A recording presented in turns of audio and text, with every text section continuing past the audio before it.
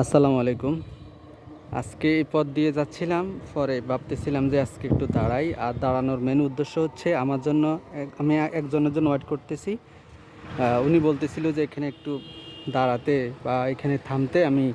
উনি এসে আমার থেকে একটা লেটার আছে এটা নিয়ে যাবে, মানে এটা চিঠি আছে, মানে একটা খাম আছে। তো আমি কি বললাম, ঠিক আছে থাকি। তো যেহেতু দেখলাম যে গেটটা খোলা, সেই জন্য অন্যদিকে না দাঁড়িয়ে এখানে দাঁড়ালাম। সময়ও যাচ্ছে, জিনিসগুলো দেখতেছি। আর বিশেষ করে এখানে যেটা দেখতেছি যে মানে এখানে তো যেটা জানি ইংরেজ কবরস্থান, এখানে ম্যাক্সিমাম মানুষ হচ্ছে মুসলমান না হিন্দু এটা বোঝা যাচ্ছে না। কারণ হচ্ছে কি, এখানে সবার কিন্তু ডেজিগনেশন দেওয়া আছে। এখানে নাম পদবি, মানে পদবি দেওয়া আছে বাট নাম নেই। নাম থাকলেও অনেকাংশে বোঝা যায় মুসলমান না হিন্দু। তো সেক্ষেত্রে মানে সেক্ষেত্রে আর বোঝার কোনো অবকাশ নাই এখানে মুসলমান না হিন্দু, সবার কিন্তু ডেজিগনেশন দেওয়া আছে। আর কোন পদে কোন রেঞ্জে ছিল, কোন ইয়াতে ছিল, এগুলো দেওয়া আছে। যার কারণে হচ্ছে ওনাদের পুরো আইডেন্টিফাইডে শনাক্ত করা যাচ্ছে না, মানে করা যাচ্ছে না।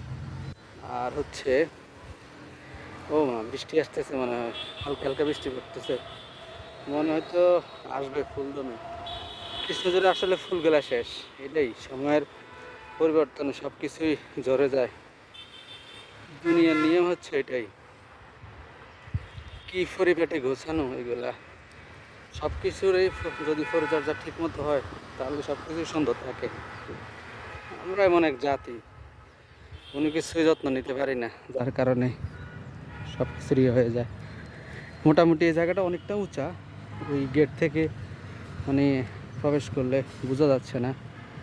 লাঞ্চ করে আসছি তো হাঁপিয়ে গেছি। তো লাগে ভালোই দেখতেছি।